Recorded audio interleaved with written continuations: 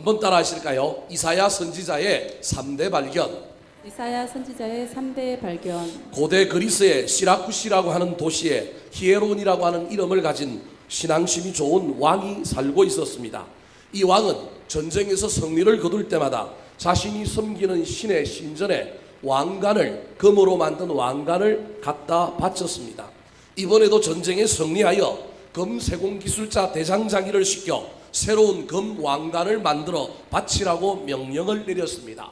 그런데 이때부터 이상한 소문이 들려오기 시작했습니다. 오랫동안 믿었던 그 금세공 기술자 대장장이가 왕의 전폭적인 신임을 받고 나니 이제 왕관을 만들 때 금을 좀 빼돌리고 순전한 금 왕관을 만드는 것이 아니라 은을 섞고 다른 것을 섞어서 금을 빼돌려서 집을 짓고 착복을 한다는 소문이 들려오기 시작했습니다. 이에 왕은 그동안 자기가 믿었던 사람을 소문만 믿고 무턱대고 의심할 수도 없어서 이것을 객관적으로 증명하기 위하여 당시의 최고의 과학자요 물리학자이며 발명가였던 아르키메데스라고 하는 사람에게 세상에서 흘러나오는 이 소문의 진위를 밝히라고 명령을 했습니다. 그런데 조건 하나를 내걸었습니다. 단 금관이 진짜일 수 있으니 그것을 손상시키면 안 된다. 이건 내가 나의 신에게 드려야 될 소중한 것이니 깨트리지 않고 부수지 않고 이것이 정말로 순금으로 만들어졌는지 확인해서 보고하라고 명령을 내렸습니다. 이에 아르키메데스는 이 왕의 명령을 받아서 금관을 부수고 살펴보기 전에 어떻게 하면 이것이 순금으로 된 왕관인지를 알게 될까 고민에 그 노고를 거듭했습니다. 살펴보고 또 살펴보고 이리 살펴보고 무게를 재어봐도 이게 불순물이 섞여 있는지 아닌지 알 길이 없었습니다. 몇 날 며칠을 먹고 자는 것도 이 전체 연구를 거듭했지만 왕이 내린 이 질문을 해결할 길이 없었습니다. 너무도 피곤해서 어느 날 그가 다 때려치우고 목욕탕이나 가야 되겠다 싶어서 목욕탕에 갔습니다. 오늘날 우리 같은 그런 목욕탕은 아니고 개인 집에 있는 욕조가 있는 목욕탕에 욕조에 물을 받고 자기 몸을 담궜더니 몸이 들어간 만큼 뭐가 흘러넘쳐요? 물이 흘러넘치는 거예요. 갑자기 욕조 가운데 있다가 그가 큰 깨달음을 얻은 겁니다. 그때 그가 욕조 가운데 벌거벗고 있다가 너무 그가 발견하고 깨달은 것이 너무 소중하여 옷을 벗은 줄도 모르고 수건 하나 들고 그냥 수건을 돌리면서 시내에 뛰어나와서 외쳤는데 뭐라고 외쳤느냐 하면 유레카 유레카 이렇게 외쳤습니다. 이게 헬라어로 그리스어로 무슨 뜻이냐면 찾았다, 알았다, 발견했다라고 하는 뜻을 가지고 있습니다. 이때 아르키메데스가 발견한 것이 바로 부력의 원리입니다. 부력이라고 하는 것은 어떤 물체가 액체 속에 담길 때 동일 성분, 동일 질량이면 똑같은 힘이 작용하여 똑같은 것을 내어보내게 되어 있는 원리를 이야기합니다. 이 원리를 깨달은 아르키메데스는 물이 가득 찬 항아리에 왕의 금관을 넣어보고 물이 얼마 넘치는지를 받아서 재어보았습니다. 그리고 똑같이 그 왕관의 무게에 해당되는 또 다른 금덩어리를 가져와서 또 다른 수조에 그 금덩어리를 넣어서 넘쳐 흐르는 물의 양을 왕관 넣어서 넘쳐 흐르는 물의 양 똑같은 금덩어리 양을 넣어서 흘러나오는 물의 양을 비교하여 이것이 가짜인지 진짜인지를 확인하여 왕에게 보고했다는 유명한 이야기가 전해 내려옵니다. 이렇게 무엇을 발견하는 것은 위대한 일입니다. 우리 인류에게 발견과 발명이 없었다고 한다면 오늘날 같은 편리와 진보를 누릴 수 없었을 것입니다. 신대륙을 발견하고 하약을 발명하고 전기를 발명하고 기술을 발명하는 이 얼마나 위대한 일인지도 모릅니다. 우리나라도 지금 고비에 서 있습니다. 예전에는 일본을 쫓아가면 되었고 미국에 수출하면 되었는데 이제 동남아가 치고 올라오고 중국이 우리 코 밑에까지 따라오니 우리가 새로운 먹거리, 새로운 신성장 동력을 이제 발견하고 발명해야 될 처지에 놓여 있습니다. 우리 민족이 위대한 민족이기 때문에 이 어려움을 저는 잘 돌파하리라 믿습니다. 그런데 우리 민족뿐만 아니라 오늘날 신앙생활하는 우리 그리스도인들은 과학의 기술의 발견이나 여러 가지 발명만큼 또 중요한 영적인 발견을 해야 합니다. 오늘 본문에는 이 위대한 영적인 발견을 했던 한 사람의 이야기가 등장합니다. 그가 바로 이사야라고 하는 선지자입니다. 그렇다면 이사야 선지자가 발견한 것이 도대체 무엇일까요? 우리 그리스도인들이 신앙생활을 하면서 영적으로 발견해야 될 것은 무엇일까요? 첫 번째 영적인 발견입니다. 따라 하시겠습니다. 하나님을 발견해야 합니다. 하나님을 발견해야 합니다. 오늘 본문 말씀 1절을 보면 좀 침울하고 어둡게 시작합니다. 어떻게 시작하느냐 하면 우시야 왕이 죽던 해라고 시작합니다. 사람이 죽었으니 좋은 일은 아니고 웃을 일은 아니지만 그렇다고 해서 한 사람이 죽었다고 그 시대가 다 어두워지고 어떻게 침울하다고 이야기할 수 있을까요? 그런데 우시야 왕이 누구인지를 알면 지금 상황이 그렇게 결코 녹록하지 않다는 것을 알 수 있습니다. 우시야 왕은 남유다 왕국의 제10대 왕으로 16세의 왕이 되어서 무려 52년을 통치한 왕이었습니다. 남유다의 20명의 왕 중에 그래도 괜찮다라고 하는 5명의 손가락 안에 든 아주 선한 왕이 누구였느냐 하면 우시야 왕이었습니다. 어릴 때 왕이 되었지만 그는 어려서부터 신앙생활을 잘하였고 모든 일을 그가 왕위에 있을 때는 누구에게 물어보았느냐 하면 하나님께 물어보고 하나님께 구하여서 하나님 보시기에 정직하게 행하였다고 성경은 기록하고 있습니다. 우상 숭배와 불의가 판을 치고 점점 나라가 타락했던 그 나라에 종교개혁을 일으켜서 나라를 정의롭게 만들었고 나라를 신실하게 만들었던 왕이 누구였느냐 하면 바로 우시야 왕이었습니다.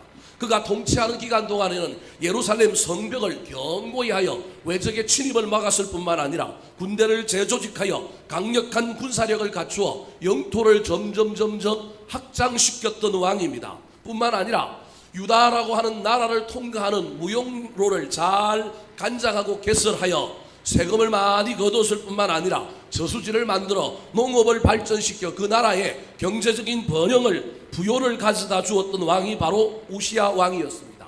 그래서 그의 이름이 열방에 떨쳐졌고 주변에 있는 모든 이방 나라들이 그의 이름을 그의 존재를 두려워했습니다. 때문에 이사야 선지자는 우시야 왕이 남유다 왕국과 북이스라엘 왕국을 통일하여 다윗과 솔로몬 시대와 같은 그 옛 영광을 이룩할 위대한 왕으로 여겼습니다. 그러니 얼마나 이 우시야라고 하는 왕에 대한 기대가 컸겠습니까? 백성들의 기도도 컸을 뿐만 아니라 특별히 이 이사야라고 하는 선지자가 이 왕에게 큰 기대를 걸고 있었던 것입니다. 그러나 우시야 왕은 너무 형통하고 강성한 나머지 교만하여 하나님의 제사장이 해야 할 일을 왕인 자기의 권위로 제사장을 누르고 그 역할까지 하려고 했던 우를 범하게 됩니다. 제사장은 하나님께 예배드리고 제사하는 사람이고 왕은 나라를 다스릴 뿐만 아니라 제사장의 조언을 받들고 기도의 그 영험한 능력을 힘입어 나라를 다스려야 했는데 자기가 유명해지고 나라가 잘 되다 보니까 모든 리더십을 자기가 가지고 싶어서 자기가 제사장 역할을 하여 하나님 성전에 들어가서 분향하고 예배를 집전하려고 했습니다. 그러다가 하나님께 징계를 받아서 문둥병이 걸리고 말았습니다. 문둥병은 오늘날도 마찬가지지만 그 시대의 문둥병은 천형으로 고칠 수 없는 병이다 뿐만 아니라 이 병에 걸린 것은 반드시 누구의 징계라고 여겼느냐 하면 하나님의 징계라고 여겼습니다. 뿐만 아니라 율법에 부정한 것으로 여겨졌기 때문에 이스라엘 사람들과 함께 공동체로 모여서 살 수 없었고 진 밖으로 나가야 했습니다. 이건 왕에게도 동일했습니다. 그래서 이 왕이 이스라엘 왕궁에서 살 수 없어서 왕궁 밖에 따로 뭘 지었느냐 하면 별국을 짓습니다. 그리고 그는 그 별국에서 격리된 채 살았습니다. 하지만 나라는 어떻게 다스리냐 하면 오늘날로 치면 쪽지로 다스리는 거예요. 그래서 쪽지에 자기가 하고자 하는 일들을 적어서 내보내고 그래서 나라는 근근히 다스리지만 그의 말년의 인생이 고독하고 외롭고 불우했다라고 할 수 있습니다. 그런데 그런 왕이 지금 어떻게 됐느냐 하면 죽은 것입니다. 나라를 부국강변케 한 왕이 죽었습니다. 그것도 끝이 좋지 못하게 죽었으니 이것은 국가적으로나 종교적으로나 위기가 발생한 것입니다. 뿐만 아니라 이사야 개인에게 이 우시야와 이사야의 사이에는 어떤 관계가 있냐면 친족 관계가 있는 겁니다. 그래서 제사장은 주로 어디서 일을 하느냐 하면 성소, 성막, 그 시대는 솔로몬이 성전을 만들었으니 성전에서 일을 하는 것이 옳은데 이사야는 성전 제사장이 아니라 왕궁 제사장이었습니다. 무슨 말입니까? 왕의 왕사, 왕의 서성 역할을 궁궐에서 하는 거예요. 우리로 치면 청와대에 누가 들어가 있는가요? 목사님이 들어가서 주일날 거기서 왕과 함께 예배드리고 왕에게 조언하는 역할들을 누가 하고 있느냐 하면 이사야가 하고 있는 왕궁의 제사장이 이사야였습니다. 그렇게 될 수 있었던 이유는 이 이사야와 우시야가 어떤 관계냐 하면 친족 관계였기 때문에 그렇습니다. 그러니 개인적으로도 그의 앞날에 큰 보장이 되었고 그의 출세에 뒷배가 되어 주었던 사람이 누구냐 하면 우시야라고 하는 왕이었습니다. 근데 그런 왕이 지금 죽었으니 나라적으로도 종교적으로도 개인적으로도 큰 문제가 생기게 된 것입니다. 위기가 찾아오면 사람들은 저마다의 방법으로 그 위기를 극복하고자 애를 쓰고 힘을 씁니다. 그렇다면 위기의 상황 속에서 우리 그리스도인들이 해야 할 일은 무엇일까요? 오늘 본문에 보면 이사야가 그 해답을 우리에게 전해줍니다. 이사야는 이런 위기 상황 속에서 우시야 왕이 죽던 해에 사람을 찾아다니거나 아니면 더 영험한 곳으로 찾아가거나 아니면 물질을 의지하거나 군사에게 의지하거나 경험과 자기 실력에 의지하지 않고 오늘 본문에 보면 위기 앞에서 그가 한 행동은 기도였습니다. 1절 말씀 같이 한번 읽어볼까요? 시작. 우시야 왕이 죽던 해에 내가 본즉 주께서 높이 들린 보좌에 앉으셨는데 그의 옷자락은 성전에 가득하였고. 1절을 그대로 두시기 바랍니다. 사랑하는 성도 여러분, 저와 여러분의 인생에도 위기가 있고 고난과 환난이 있습니까? 위기와 고난과 환난을 돌파하는 인생은 기도하는 인생이라고 하는 사실을 기억하시기 바랍니다. 그런데 우리의 기도가 허공을 치는 기도가 되면 안 됩니다. 기도하는 사람은 기도 중에 반드시 누구를 만나야 하느냐면 하나님을 만나야 합니다. 이것이 영적 발견의 첫 번째라고 하는 사실을 기억하시기 바랍니다. 우시야가 기도하는 중에 환상 가운데 하나님을 만났습니다. 그 하나님의 모습이 그런데 어떤 모습입니까? 내가 본적 주께서 높이 들린 어디에 앉으셨다고요? 보좌에 앉아 있습니다. 그런데 그분이 앉아 있는데 그분의 옷은 너무너무 옷이 넓어요. 그래서 그 옷자락이 어디에 가득해요? 성전에 가득한 것입니다. 여러분, 저것이 상징하는 바가 무엇일까요? 하나님이 왕이라는 거예요. 하나님이 온 세계의 통치자라는 거예요. 내 발 앞에 내 옷자락 밑에 온 세계를 품고 있다라는 것입니다. 이사야야, 네가 고난이 있고 환난이 있지만 세계는 누가 다스린다? 내가 다스린다. 내가 왕이다. 그래서 오늘 보면 5절 끝에 보면 이사야가 뭐라고 기록하고 있느냐 하면 내가 여호와이신 누굴 배웠다고요? 왕을 배웠다. 그냥 여호와를 배웠다, 하나님을 배웠다 그러지 않고 이사야의 고백이 누굴 배웠다고요? 왕을 배웠다고 고백하고 있는 거예요. 내가 왕을 만났습니다. 그 말은 이 왕 때문에 이 문제는 해결될 겁니다. 이 왕으로 인하여 내 고난과 내 환난, 우리나라의 위기, 종교적인 위기, 내 개인적인 문제가 해결될 것입니다. 그렇게 고백하고 있는 것입니다. 사랑하는 성도 여러분, 이것이 저와 여러분이 하나님을 만나고 하나님을 발견해야 될 이유입니다. 그런데 우리는 옛날에 하나님 만났다고 하나님 만나려고 하지 않습니다. 날마다 시와 때마다 저와 여러분이 인생에 문제가 있을 때마다 저와 여러분이 발견해야 될 분이 바로 하나님이라고 하는 사실을 기억하시기 바랍니다. 지금 여러분은 주님을 발견하고 있습니까? 어떤 주님을 발견하고 있습니까? 왕이신 우리 주님을 만났으면 좋겠습니다. 세상을 굽어보시고 세상을 통치하시고 자기 뜻 가운데서 모든 것을 다스리고 있는 그분이 합력하여 선을 이루실 것입니다. 자기 백성을 결코 고아처럼 내버려 두지 않을 것입니다. 그러면 고난은 사라지지 않았고 문제는 여전히 우리 가운데 있어도 이사야에게는 염려가 있는 것이 아니라 놀라운 은혜와 놀라운 자신감과 하나님이 주시는 힘과 능력이 그 안에 펼쳐지게 될 것입니다. 하나님은 우리 인생의 문제를 그냥 하늘에서 우리 하나님이 강권적으로 그냥 인간의 손과 힘을 빌리지 않고 해결하시는 분이 아닙니다. 하나님은 반드시 우리 인생의 문제를 인간의 손과 발, 인간의 힘을 통하여 이용하시기를 원하십니다. 그러므로 저와 여러분이 강건해져야 합니다.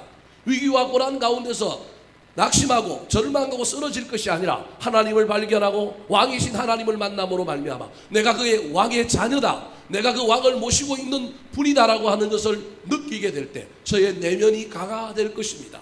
저와 여러분에게 놀라운 힘이 나타나서 현실을 이기고 문제를 해결하는 놀라운 능력을 가지게 될 것입니다. 사랑하는 성도 여러분, 이 능력을 가지고 달려가는 저와 여러분 되시기를 예수님의 이름으로 축원합니다.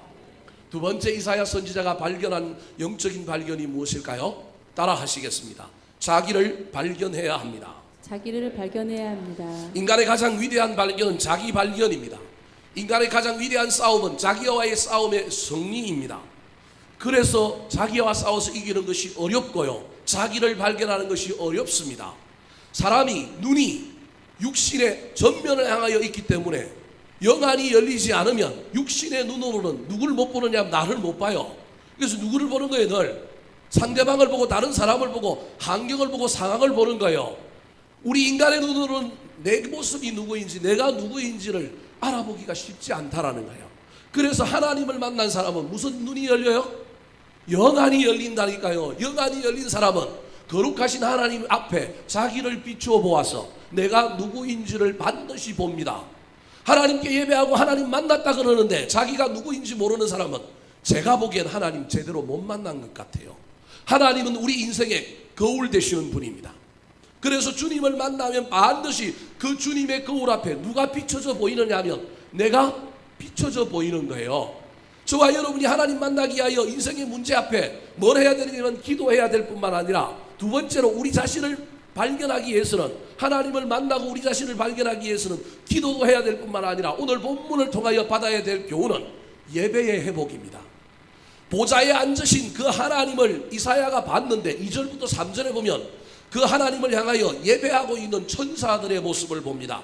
천사, 다른 이름으로 오늘 본문에는 스랍이라고 하는 존재가 나오는데 이 천사의 날개가 몇 개예요?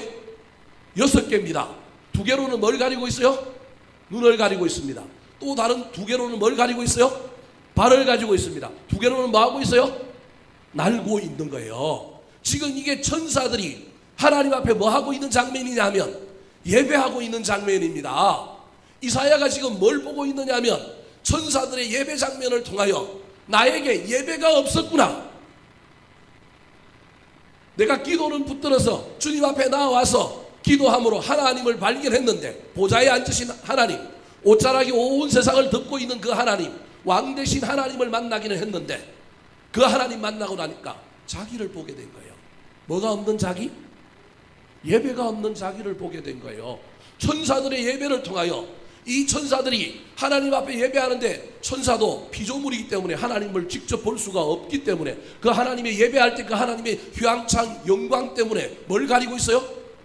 눈을 가리고 있는 거예요. 그 하나님을 배우니 천사들도 자기들의 존재가 드러나니 수치를 가리기 위하여 다리 하나로는 날개 2개로는 뭘 가리고 있어요? 다리를 가리고 있는 예배자의 모습인 겁니다.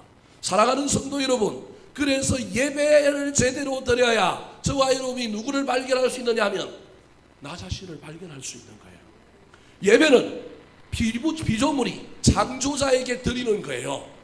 피조물이 창조자에게 나아가서 하나님을 발견하고 하나님을 만나는 이 예배의 행위 가운데 반드시 저와 여러분이 그 다음에 발견하게 되는 것이 있는데 그것이 무엇이라고요? 나를 발견하는 겁니다. 여러분, 오늘 본문에 이 이사야가 그 예배 중에 그 천사들의 찬송 중에 하나님의 영광이 성전의 연기가 가득한 그 놀라운 예배의 임재 가운데 드디어 누굴 발견합니까? 자기를 발견해요. 그 발견이 어디에 나옵니까? 5절 말씀 같이 한번 읽어볼까요? 5절 시작. 그때 내가 말하되 화로다 나여 망하게 되었도다. 나는 입술이 부정한 사람이요 나는 입술이 부정한 백성 중에 거주하면서 만군의 여호와이신 왕을 배웠음이로다 하였더라. 저것이 이사야의 자기 발견입니다. 하나님의 임재를 경험하고 예배하는 중에 그가 자기 자신을 발견했는데 한마디로 자기 자신을 뭐라고 얘기해요? 나는 입술이 뭐한 사람이라고요? 부정한 사람이라는 거예요. 여러분, 저게 이사야가 할 수 있는 최고의 회개입니다. 왜 그런지 아십니까? 선지자는 뭘 먹고 사는 사람이에요? 이 말을 먹고 사는 사람, 저처럼, 그죠? 근데 지금 자기의 죄된 것을 뭐라고 얘기해요? 나는 입술이 뭐한 사람이라고요? 그동안 내가 헛되어 했다라는 거예요. 그동안 내가 하나님의 은혜 받고 내 신심이 충만하여 성령 충만하여 하나님의 메시지를 전하고 하나님의 말씀을 전한 것이 아니라 옛날에 받은 은혜의 자녀 가지고 그냥 내 경험 가지고 뭐 했다고요? 열심히 내가 했다는 거예요. 우리 친척 때는 우시아 왕이 내 뒷배를 봐줬기 때문에 내가 왕궁에서 그냥 무슨 노릇한 거예요? 선지자가 였던 것이 아니라 선지자 노릇을 했다라는 거예요. 그 회개가 지금 터져 나오는 거예요. 그래서 뭐라고 얘기해요? 화로다 나여 뭐하게 되었도다? 망하게 되었도다. 왜 망했느냐 하면 나는 부정한 사람인데 죄인인데 5절 끝에 내가 누굴 배웠다고요? 왕을 배웠다라는 거예요. 하나님을 배웠다라는 거예요. 그러므로 내가 죄인인데 하나님 만났으니 나는 무슨 존재라고요? 죽을 존재라는 겁니다. 사랑하는 성도 여러분, 오늘날 한국 교회 안에 신앙생활을 하는 사람들 중에 예배 가운데 회개하는 사람이 그리 많지 않다는 사실을 알고 있습니까? 저와 여러분은 예배 가운데 얼마나 많은 회개를 해본 경험이 있는 사람입니까? 여러분 올 하반기만이라도 저와 여러분이 회개를 경험했으면 좋겠습니다. 하나님을 만났는데 회개가 터져 나오지 않는다. 어찌 그런 일이 있을 수 있겠습니까? 악한 마귀가 가져다주는 이상한 신학에 속으면 안 됩니다. 내가 의인이라고요? 의인은 없나니 하나도 없어요. 어찌 우리 주님을 만났는데 주님 만난 내가 죄인이라고 하는 사실을 고백하지 않을 수 있겠습니까? 그런데 오늘날 많은 교인들에게 악한 마귀가 신학을 변경시키고 설교를 변경시켜서 자꾸 다른 것을 심어놓습니다. 그래서 교회 안에 아무리 예배를 드려도 회개는 터져 나오지 않습니다. 죄인이라고 고백하는 사람이 없습니다. 복만 달라고 얘기합니다. 은혜만 달라고 얘기합니다. 복은 회개 다음에 임한다는 사실을 기억하시기 바랍니다. 오늘 보면 6절과 7절에 이렇게 회개하고 자기의 죄인됨을 고백했더니 하나님이 놀라운 은혜와 복을 주셨습니다. 자, 6절 7절 말씀 같이 한번 읽어볼까요? 시작. 그때 그 서랍 중에 하나가 부젓가락으로 제단에서 집은 바 핀 숯을 손에 가지고 내게로 날아와서 그것을 내 입술에 대며 이르되 보라 이것이 내 입에 닿았으니 내 악이 제하여졌고 내 죄가 사하여졌느니라 하더라. 내 악이 제하여졌고 내 죄가 뭐하여졌느니라? 사하여졌느니라. 저와 여러분이 예배 가운데 기도 가운데 발견해야 될 자기 발견의 두 가지 내용이 내가 죄인이라는 거예요. 그래서 내가 겸손해져야 돼요. 뿐만 아니라 죄인으로서만 머물면 큰일 납니다. 예수님의 제자였던 가룟 유다는 예수 그리스도를 팔고 난 다음에 자기가 죄인이었다는 것을 알았습니다. 근데 그 다음에 그는 거기밖에 머물르지 못했습니다. 이거 예수 그리스도를 판 돈을 들고 제사장에 가져가서 돌려주고 난 다음에 그가 마지막 한 행위가 뭐냐면 죄책감에 시달려서 목을 매달아 죽고 말았습니다. 여러분, 가룟 유다는 죄인인 줄 알았다니까요. 우리 주님이 저와 여러분에게 원하시는 것은 우리가 죄인이라고 하는 사실에만 머물러 있기를 원하지 않습니다. 그 다음 단계가 필요합니다. 이사야가 발견한 것이 그거예요. 자기가 죄인이라는 것을 발견하고 회개했더니 하나님이 그 다음에 오셔서 뭘 줘요? 은혜를 주잖아요. 입을 찢어주시고 그 입술을 깨끗하게 해줌으로 말미암아 다시금 선지자의 사명을 감당할 수 있도록 입술에서 악을 제하여 주시고 입술에서 죄를 제하여 사하여졌다라고 하는 놀라운 은혜를 경험하는 겁니다. 여러분, 그래서 저와 여러분은 의인입니다. 그런데 내가 의인이지만 죄인이었다는 걸 모르고 의인 노릇하는 사람과 의인이었다고 착각하고 살다가 하나님 만나고 자기 자신을 발견하여 내가 죄인입니다 겸손히 고백했더니 하나님께서 다시 은혜를 베풀어 주셔서 의인된 사람하고 그냥 의인 노릇하는 사람하고는 천지 차이의 삶을 산다는 사실을 기억하시기 바랍니다. 사랑하는 성도 여러분, 지금 여러분에게 이 은혜가 있습니까? 내가 죄인인데, 내가 부족한데, 나는 아무것도 아닌데 하나님이 나를 이 자리에 세워주셨다. 그 은혜가 있습니까? 그 은혜가 없으면 큰일 납니다. 목사도 그 은혜가 없으면 오늘 본문에 나오는 이사야 선지자처럼 아무리 선지자 노릇하고 아무리 예언자 노릇해도 다시금 하나님이 제단 숯불 가지고 와서 그 입술을 찢어야 된다니까요. 은혜가 있어야 합니다. 그래서 저와 여러분이 반드시 예배 중에 기도 중에 발견해야 될 것이 하나님 만나고 나면 내가 죄인이지만 그 죄를 사해 주신 놀라운 그 하나님의 은혜 때문에 저와 여러분이 다시금 회복되고 다시금 사는 거예요. 여러분, 그래서 이사야라고 하는 선지자가 이 일 때문에 그냥 좋은 백그라운드, 좋은 가문에서 태어나서 그냥 갑질하는 인생으로 왕국에서 제사장 노릇하다가 그가 변하여 이제 새 사람이 되어서 훗날 여러분 이스라엘의 선지자들의 책을 기록할 때 대선지서라고 하는 5개의 책이 나오고 소선지자라고 하는 소선지서 12권의 책이 나오는데 대선지서의 제일 앞에 이름을 장식하는 책이 뭐예요? 이사야서가 되었다는 거예요. 여러분, 이때 이사야가 은혜 받았다는 거예요. 이때 변하여 결정적으로 그가 그저 그런 좋은 집안에서 태어나서 그냥 왕국에서 일하던 그냥 스펙 잘 쌓아서 살았던 사람이 아니라 이제는 은혜로 사는 사람이 되었기에 하나님이 그 입술을 찢어주시고 그 입술을 깨끗하게 하여 주시어서 사무엘 선지자의 계보를 잇는 위대한 선지자로 그를 그 나라에 세워주셔서 이스라엘 역사의 길이 남게 되었다고 하는 사실을 기억하셔서 제발 저와 여러분도 신앙생활하는 가운데 이 눈으로 남만 보지 말고 영의 눈이 열려서 하나님 만남으로 말미암아 하나님의 거울 앞에 나 자신을 비추어 보고 날마다 영적인 하장을 고치고 나의 초점을 새롭게 하는 저와 여러분 되시기를 우리 구주 예수 그리스도의 이름으로 축원합니다. 마지막으로 이사야 선지자가 발견한 것이 무엇일까요? 따라 하시겠습니다. 사명을 발견해야 합니다. 사명을 발견해야 합니다. 어떤 사람이 이 세상에 살고 있는 사람을 세 가지 유형으로 구분했습니다. 첫 번째 사람이 어떤 사람이냐면 쫓기며 끌려가는 사람이에요. 무엇에 쫓겨서 사는 거예요. 돈에 쫓기고 시간에 쫓기고요. 막 끌려가는 삶을 살아요. 소가 콧뚜레에 끼어가지고 질질 끌려가는 것처럼 그렇게 사는 사람이 있어요. 제가 이 사람이 전적으로 나쁘다 지금 그렇게 얘기하는 게 아니에요. 우리 인생을 살펴보니까 이런 종류의 사람도 있더라는 거예요. 또 다른 한 종류의 사람은 무엇인가를 향하여 막 맨날 쫓아가는 삶을 살더라는 거예요.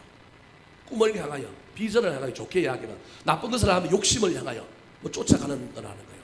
여하튼 지금 제가 좋다 나쁘다 그 얘기를 하는 게 아니에요. 세상에 보니까 어떤 그리스찬이 보니까 예수 믿는 사람들이 크게 세 종류가 있더라는 거예요. 막 질질질 끌려가는 사람들, 쫓겨가는 사람들이 있는가 하면 무엇인가 앞에 있는 걸 잡으려고, 그게 욕심이든 좋은 것이든 막 잡으려고 쫓아가는 사람들이 있더라는 거예요. 여러분, 앞에 끌려가는 사람 나쁘다고 얘기할 수 없습니다. 우리 아버지 세대, 우리 어머니 세대들은요 전부 누구 코에 걸려서 살았어요. 자식, 자기 꿈도 없이요 자식이라고 하는 콧뚜레에 끌려가지고 전부 그렇게 살았잖아요. 그렇다고 그분들이 잘못 살았다고 얘기할 수 있어요? 없어요. 여러분, 우리가 그렇게 살 수도 있어요. 예수 그리스도의 사랑의 코가 깨어 살면 그것도 살만하잖아요. 그죠? 그러니까 해석하기 나름이라는 거예요. 종류 중에, 사람들의 종류 중에 막 끌려가고 막 이렇게 쫓겨가는 사람들이 있는가 하면 무엇을 또 쫓아가는 사람들이 있더라는 거예요. 쫓아가는 사람도 좋은 의미로 얘기하면 꿈을 쫓아가면 좋은 일이지만 욕심에 쫓아가면 그건 나쁜 사람이잖아요. 그러니까 제가 지금 좋다 나쁘다 얘기를 하는 게 아니에요. 제가 이 이야기를 하는 이유가 마지막으로 세 번째 사람에 대해서 이야기를 하려고 하는 거예요. 예수 믿는 사람들을 보니까 끌려가고 이렇게 뭐 쫓겨가는 사람이 있는가 하면, 쫓아가는 사람이 있는가 하면 또 어떤 사람들이 있느냐 하면 부름받은 사람들이 있더라는 거예요. 부름받은 사람들. 그 부름받았다고 하는 것은 소명 또는 뭐 사명, 그렇게 얘기할 수 있습니다. 물론 우리가 예수를 믿는다고 하는 이 자체가 전체적으로 보면 사명입니다. 전체적으로 보면 이게 소명입니다. 그런데 그 전체적인 의미의 사명과 소명도 있지만 어떠한 일생 가운데, 어떠한 기간 가운데, 어떤 일 가운데 하나님의 음성을 듣고 그 음성에 나를 부르셨다고 인정하고 나를 드리고 헌신하며 순종하는 사람들이 있더라는 거예요. 오늘 본문에 이사야가 이 발견을 합니다. 이사야가 하나님을 발견하고 자기가 죄인임을 깨달았을 뿐만 아니라 그 죄를 새롭게 해주시는 놀라운 하나님의 은혜를 경험하고 자기 자신을 발견했는데, 가만 보니까 하나님이 혼잣말을 해요. 넋두리를 해요. 이게 하나님이 의도적으로 이사야를 부르시려고 했느냐? 잘 모르겠어요, 저는. 그런데 어찌되었든 그것이 누구의 귀에 들렸느냐 하면 이사야의 귀에 들린 거예요. 근데 그 이사야가 그걸 듣는 순간에 남에게 하는 이야기라고 듣지 않고 누구에게 하는 이야기로 들은 거예요? 나에게 하는 이야기라고 들은 거예요. 여러분, 듣는다고 또 다 하나요? 우리 마음속에 뭐, 그죠? 이게 뭘 땡겨야 하지. 또 뭐 자신이 있거나 또 용기가 있어야 하잖아요. 근데 이사야는 그 하나님의 음성을 자기에게 하는 이야기로 들었을 뿐만 아니라 모든 것을 내려놓고 거기에 뭐 하는 거예요? 자원하여 결단하고 순종했습니다. 자, 오늘 몇 절 말씀입니까? 8절 말씀입니다. 같이 한번 읽어볼까요? 8절 시작. 내가 또 주의 목소리를 들으니 주께서 이르시되 내가 누구를 보내며 누가 우리를 위하여 갈고 하시니 그때 내가 이르되 내가 여기 있나이다 나를 보내소서 하였더니, 내가 여기 있나이다 나를 보내소서. 우리가 파송 찬송 부르는 그 유명한 찬양의 내용이 바로 오늘 본문의 이야기인 거예요. 여러분, 하나님을 만나고 자기를 발견하여 하나님의 은혜를 받은 사람은 자신의 소리, 자신이 걸어가야 할 길, 자기 것만 보지 않는다는 겁니다. 여러분 보고 지금부터 전부 헌신해라, 전부 사명자로 살아라, 제가 그 얘기하는 것이 아니라 우리 인생 가운데 때로는 어떤 기간이 되면 또는 어떤 순간이 되면 때로는 하나님의 이런 음성이 우리 귀에 들려올 수 있다라는 거예요. 그때 저와 여러분에게 건면하기를 제가 할 수만 있다면 뭐 하자고요? 순종했으면 좋겠습니다. 이사야처럼 하나님을 발견하고 자기를 발견한 사람이 그 다음에 발견해야 될 것이 사명임을 잘 깨달아서 그 사명을 발견하고 그 사명에 순종할 수 있었으면 좋겠습니다. 제가 늘 우리 교인들 앞에서 오늘도 또 제 자신에게 학정하는 소리를 하는가요? 저는 몇 세에 은퇴하겠다고요? 65세에 은퇴하겠다 그랬어요. 몰라요. 사람이 또 어떻게 바뀔지 알아요. 제가 나중에 바뀌면 여러분이 옆구리를 푹 찌르고 목사님 맨날부터 65세 은퇴한다 그러는데 왜 그러십니까? 저를 말리시라니까요. 제가 65세에 은퇴를 하겠다고 하는 이유는 여러 가지가 있지만 그 중에 두 가지를 여러분에게 이야기하면, 하나는 교회를 위해서라는 거예요. 왜냐하면 제가 부목사 생활을 하고 꼭 있어 보니까 아무리 건강한 사람이라도 60세가 넘어가면 뭐가 딸리느냐 하면 힘이 딸려요. 힘이 딸려. 목회를 못한다는 얘기가 아니에요. 저 보십시오. 제가 70세까지 목회할 수 있을까요? 없을까요? 가봐야 알겠지만 지금 현재는 할 수 있을 것 같지 않아요? 얼마나 세요? 얼마나 강해 보여? 할 수 있지 않겠어요? 그런데 기력이 약해진다고요. 지금은 금요일날 목놓아 기도하고 그러는데 65세가 넘으면 목놓아 금요일날 금요 기도에 제가 인도할 수 있을까요? 아마 못할 거예요. 아마. 지금은 새벽 기도, 수요 예배, 금요 예배, 모든 예배 오후 예배만 돌아가면서 우리 전도사님들에게 시키고 다 하는데 그때 가면 제가 할까요? 못할 거예요. 뭐 제가 하는 게 다 옳다라고 지금 얘기하는 것이 아니라 힘이 빠진다라는 거예요. 그러면 공을 들이는 것도 쉽지가 않아요. 지금은 하나님 앞에 부끄럽지 않게 제가 공을 많이 들입니다. 뭘 준비하든지 간에 최선을 다하려고 하고요. 가능하면 토요일 날 나가지 않고 교회 밤 12시까지 있고요. 평일에도 일반적인 주중에도 가능하면 외부 일정 잡지 않고 교회에서 열심히 성경 보고 말씀 보고 준비하려고 애를 씁니다. 근데 나이가 들면요, 점점점 어디 가고 싶겠어요? 집에 가고 싶지. 교회 나오고 싶겠어요? 안 나오고 싶겠죠. 여러분, 교회에 덕이 안 될 거라는 거예요. 그래서 제 나름대로는 65세까지는 내가 그냥 쎄빠지게 한번 해보고 65세 이후에는 교회를 위하여 후임자에게 자리를 내주고 빨리 은퇴하는 게 좋겠다. 여러분, 그래서 제가 이렇게 얘기했다고 모든 목사님들에게 제 기준을 들이대면 여러분 큰일 납니다. 저 혼자 옳고 나는 좋은 목사고 다른 목사님은 다 나쁘다고 난 65세 은퇴하겠다, 그 얘기가 아니에요. 다른 목사들을 전부 그렇게 하향 평준화시키면 여러분 골치 아픈 일이 벌어집니다. 그건 제가 지금 잘못된 거예요. 저는 개인적으로 교회가 60세, 70세까지 하라고 그래도 나는 65세까지 하겠다는 거예요. 또 다른 거 하나는, 제가 가만 보니까 목사님들이 70세까지 은퇴하신 분은 70세 이후에 그 다음 제2의 인생을 제대로 살더라 못 살더라, 뭐 사람마다 좀 다르겠지만 못 살더라 하는 거예요. 무슨 말이냐면 60세까지 70세까지 힘을 다 빼고 나니까 제가 보기엔 또 다른 인생을 좀 살아야 되는데, 좀 더 값진 인생을 살아야 되는데 그러지 않고 은퇴하고 그냥 여행 다니고 그냥 편안하게 지내고, 때로는 그것도 안 되시는 분들은 그냥 그렇게 지내시는 것 같아요. 저는 65세에 은퇴하고 2, 3년 잘 준비해서 또 다른 인생 20년을 뭘 어떻게 할 건가, 어떻게 하면 또 할 거냐, 하나님이 나에게 건강만 허락해 주신다고 한다면 저는 그걸 준비해서 또 다른 제2의 인생을 살고 싶어요. 이게 제가 일찍 끝내고자 하는 의미입니다. 거기에 하나님의 부르심이 있다라고 저는 생각을 해요. 그래서 요즘 많은 고민을 해봅니다. 늘 제가 확정되지 않았지만 이야기하는 게, 난 시골에 가서 목회자 없는 교회를 돌아다니면서 무료로 나는 설교하고 이런 일을 할까? 아니면 어디 선교지에 나갈까? 아니면 내가 잘하는 어떤 것을 가지고 뭘 만들어서 어떻게 봉사할까? 제 나름대로 고민이 있습니다. 혹시 사업이 잘 되시거나 훗날 뭐가 잘 되시면 제가 은퇴 이후에 하는 일에 큰 후원자가 되어주시면 좋겠습니다. 네, 또 약을 팔아서 또 여러분이 기분이 묘한가요? 여하튼 제가 하나님의 부르심 앞에 지금 민감하게 반응하려고 애를 씁니다. 제 욕심이 아니라, 그래서 결정해놓고 있는 것이 아니라 시기가 다가올 때마다 하나님께 기도하고, 하나님께서 나에게 무엇을 요구하시는지 몰라요. 그때는 가봐야 알아요. 우리 주님 뭘 요구하실지. 그래서 지금 딱 정해놓고 내 인생 이후에 그걸 하겠다 막 이렇게 결정하고 가지는 않습니다. 우리 주님이 부르실 거라는 거예요. 어떤 상황 속에서 어떤 일 속에서 부르실 거라는 거예요. 그래서 나는 그 부르심에 민감하게 반응하기 위하여 조금 빨리 은퇴하고 육신의 힘이 좀 남아있을 때 무엇인가를 준비해서 하겠다, 그런 생각을 가지고 있습니다. 사랑하는 성도 여러분, 여러분에게도 도전합니다. 그래서 그렇게 우리 가족만, 내 자식들만 나만을 위하여 살지 말고 때로는 교회 안에서도 세상에서도 하나님께서 여러분에게 원하시는 그 놀라운 부르심이 있다면 한번 그 부르심에 순종해 보시기 바랍니다. 삶을 내팽개치라, 가족을 내팽개치라는 얘기가 아닙니다. 하나님은 우리 하나님은 그러신 분이 아닙니다. 일부 몇 사람을 대하고는 급격하게, 가감하게, 강력하게 그렇게 도전하시는 분이 아닙니다. 생활 속에서 저와 여러분에게도 우리 하나님이 부르실 것입니다. 하나님을 만나고 자기를 발견한 사람이 하나님의 은혜 가운데 있는데 우리 하나님께서 그 은혜 받은 사람을 그냥 내버려 두시겠습니까?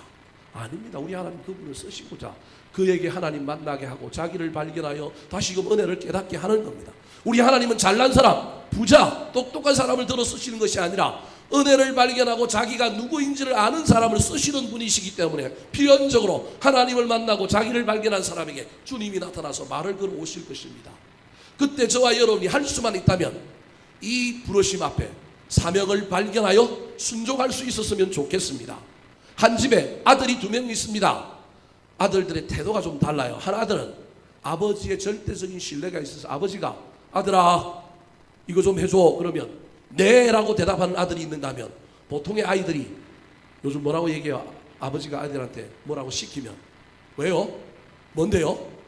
이렇게 이야기하는 아들이 있을 수 있습니다. 마태복음 6장에 보면 우리 예수님은 아버지에 대하여 소개하면서 자기 자신을 아버지라고 얘기하면서 아버지는 아들에게 나쁜 것을 주지 않고 뭘 주시는 분이라고요? 좋은 것을 주시는 분이라는 거예요. 아들에게 생선을 줘야 되는데 생선을 안 주고 뱀을 주는 사람이 없다라는 거예요. 우리 하나님은 좋은 것을 주시는 분이라는 거예요. 그래서 우리 하나님이 저와 여러분을 부르실 때는 반드시 거기에는 하나님 나라에도 좋고 나에게도 좋고 또는 나에게 좋은 일들을 시키시려고 얘야 이거 좀 해라 이거 좀 하면 어떻겠니라고 이야기할 때 어떤 아들은 아버지에 대한 신뢰 아버지에 대한 이야기 속에서 내용도 잘 모르지만 예라고 대답하는 사람이 있는가 하면 그냥 본능적으로 아버지가 얘기만 하면 뭐라고 대답해요? 왜요? 뭔데요? 이렇게 대답하는 아들이 있을 수 있다는 겁니다. 사랑하는 성도 여러분, 지금 저와 여러분은 어떤 아들입니까? 우리 자신을 좀 잘 살펴보시고 하나님 만나고 내 자신을 발견하여 은혜가 충만한 나에게 우리 주님이 말을 걸어오셔서 우리에게 사명을 보여주실 때 그 사명에 온전히 예라고 대답하며 이사야처럼 주님 내가 여기 있사오니 나를 보내소서 순종할 줄 아는 저와 여러분의 남은 생애가 되시기를 우리 구주 예수 그리스도의 이름으로 축원합니다. 한번 따라 하실까요? 이사야 선지자의 3대 발견. 이사야 선지자의 3대 발견. 하나님을 발견해야 합니다. 하나님을 발견해야 합니다. 자기를 발견해야 합니다. 자기를 발견해야 합니다. 사명을 발견해야 합니다. 사명을 발견해야 합니다. 기도하겠습니다. 하나님 아버지 참 고맙고 감사합니다. 어제는 비가 내렸는데 오늘은 또 맑은 날을 주시고 개이게 하여 주시어서 주님 존전에 나와 예배하게 하여 주시니 고맙고 감사합니다. 오늘도 이사야 선지자를 통하여 그의 인생에 대전환이 있었던 위기와 고난 가운데서 그 위기가 고난 때문에 무너지거나 자빠지거나 절망하는 것이 아니라 위기를 기회로 만들어 하나님을 만났을 뿐만 아니라 자기 자신을 발견하고 사명을 발견하여 위대한 선지자로 쓰임받았던 이사야의 이야기를 통하여 우리 또한 날마다 우리의 인생 가운데 하나님 발견하기를 원합니다. 우리의 영안이 열려서 사람들 보고 사람들에게 문제거리를 찾아내는 것이 아니라 내 문제를 보고 예배하는 가운데 기도하는 가운데 회개가 터져나오고 하나님의 놀라운 은혜를 입는 아름다운 위대한 발견자들이 다 되게 도와주실 뿐만 아니라 할 수만 있다면 우리 주님 부르실 때 사명에 응답하며 나아가는 저희들이 되게 도와주시옵소서. 감사드리옵고 우리를 구원하신 예수님의 이름으로 기도하옵나이다. 아멘.